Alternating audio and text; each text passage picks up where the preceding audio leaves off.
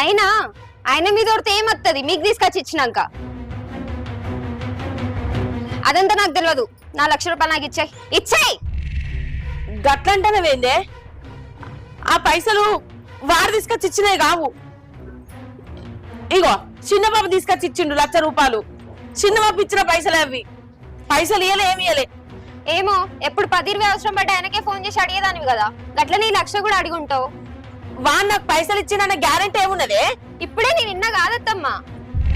అరే అట్లా కాదురా బిడ్డ, నువ్వు ఏంద్రా చిన్నంత పెద్దంత లేదరా, ఇక్కడ అట్లా మాట్లాడతావు?